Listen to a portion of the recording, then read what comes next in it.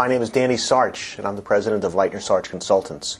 I run a wealth management recruiting firm based in White Plains, New York, and believe it or not, I've been doing this for 33 years. This is the first of what I hope to be a series of videos, a video blog, if you will, to talk about this crazy wealth management recruiting world that you're probably part of, and I'm certainly been making a living that way for a long time. So I'm talking today about the broker recruiting protocol. If you don't know what it is, you probably should just turn me off right now because this might bore you to tears. If you're in the wealth management business, it's an important thing for you to understand what's been going on. And the big news has been that UBS and Morgan Stanley before them have decided to leave this broker recruiting protocol. So the protocol was designed and an agreement amongst the major firms in 2004, which when followed dictated a type of behavior, a protocol, a methodology by which an advisor could take certain data and go from one firm to another without the fear of litigation.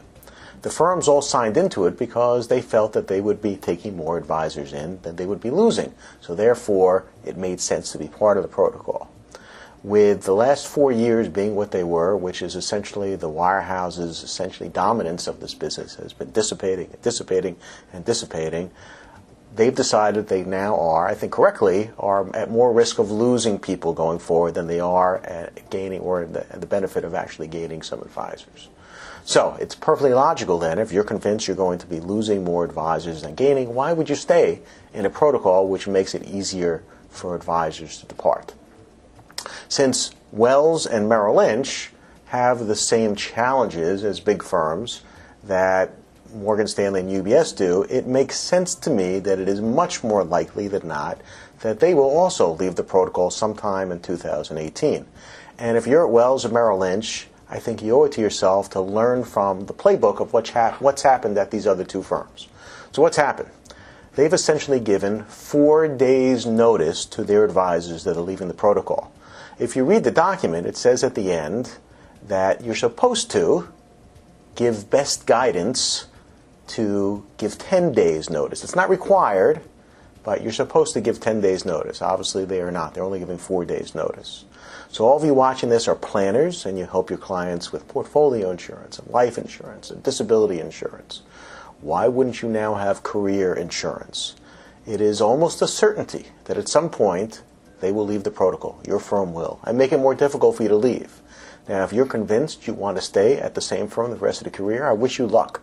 I really have no rancor around it. I can't say. If you're happy, you might be emotionally mature enough to not care, and you can live happily ever after at your current firm.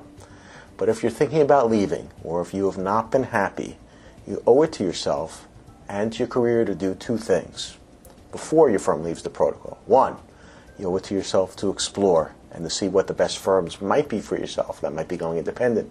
It might be a smaller firm. There are a lot of choices out there. But you can't know whether it's right for you and your clients and your practice until you actually leave. 2, there's a lot of preparation for a successful transition that you can do with the protection of the protocol that is forbidden without the protection of the protocol.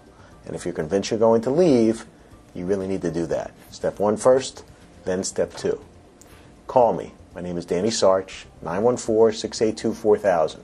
My next video, I'm going to talk about what you can do if you're unfortunately with one of those firms that has already left the protocol. Thanks for your attention.